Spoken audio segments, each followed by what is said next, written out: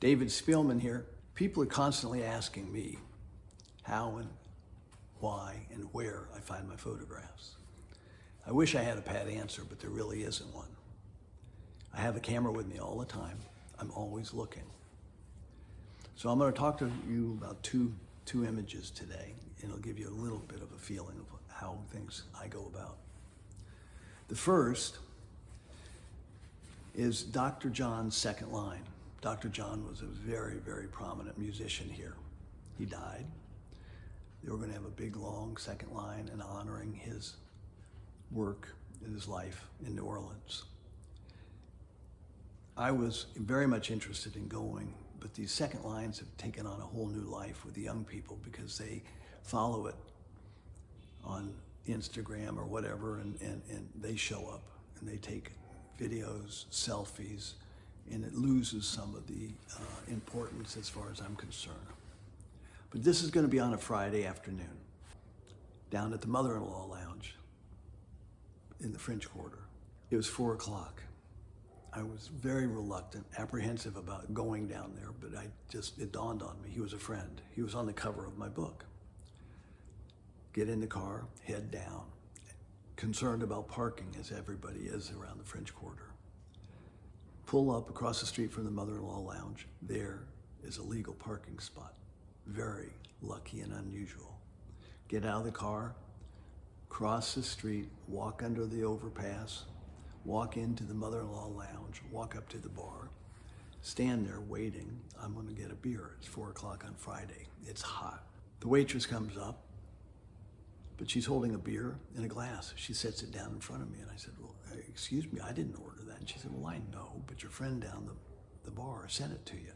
I look down, and there is a friend of mine, a musician. So I'm thinking, this is pretty fortuitous. I've got a good parking spot. I've got a free beer, and things were shaping up nicely. In walks James Andrews, a friend, magnificent trumpet player, a real talented friend. I asked him what's going to go on. He says, well, he was going to bring the group, bring the procession in, bring it into the front of the Mother-in-Law Lounge. He's going to go pick them up a block or so away. So he said, you just hang here, you'll get something good. So as they're coming, I walk outside, I'm waiting. He walks up, hundreds of people.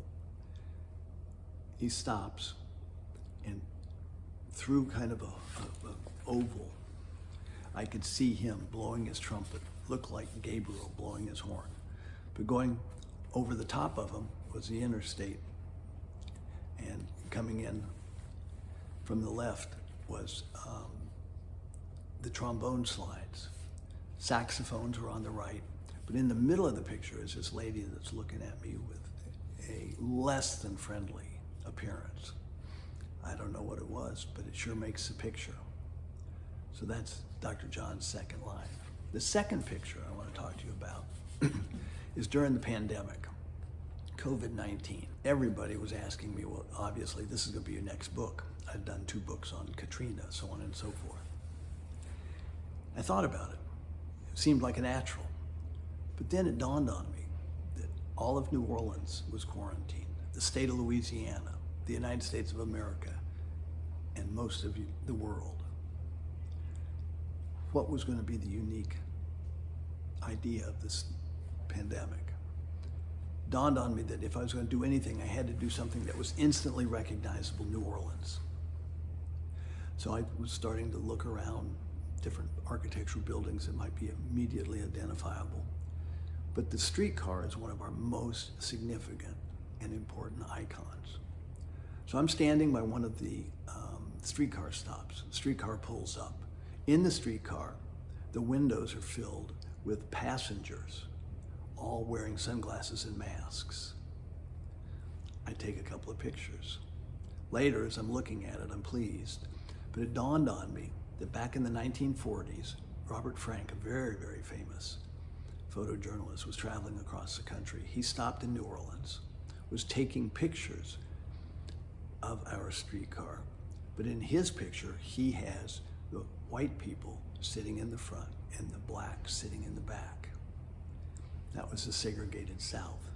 That was his statement on New Orleans in the 40s. My picture is a statement about New Orleans during the pandemic. Please come to my gallery if you're ever in New Orleans. More later.